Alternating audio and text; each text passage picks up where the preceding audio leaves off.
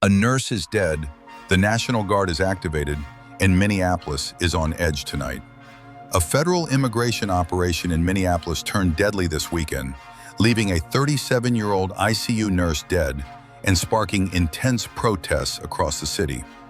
According to the Associated Press, Alex Pretti was shot and killed by a federal immigration officer during an enforcement operation on Saturday. Pretti had previously protested President Trump's immigration crackdown in Minneapolis. After the shooting, hundreds of protesters flooded the streets in freezing temperatures. Clashes broke out between demonstrators and federal officers, with batons and flashbangs used to control the crowd. Minnesota Governor Tim Walz activated the National Guard to assist local police.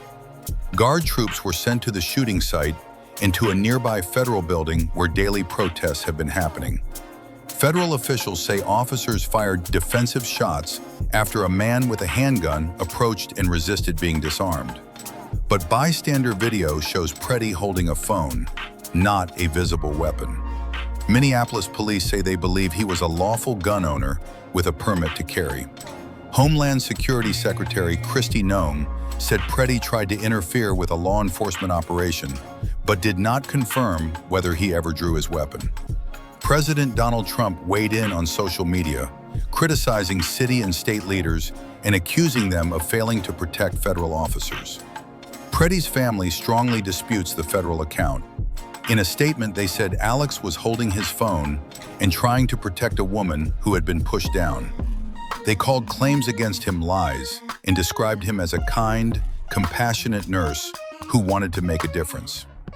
Video reviewed by the Associated Press shows officers surrounding Pretti, striking him and trying to restrain him.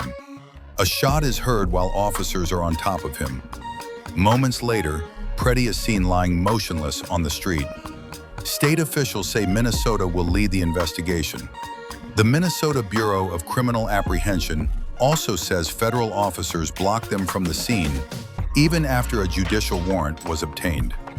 This comes just weeks after another fatal ICE-related shooting nearby, further fueling anger and protests in the city. As of now, demonstrations continue, with memorials growing and protesters demanding accountability. This story is still developing.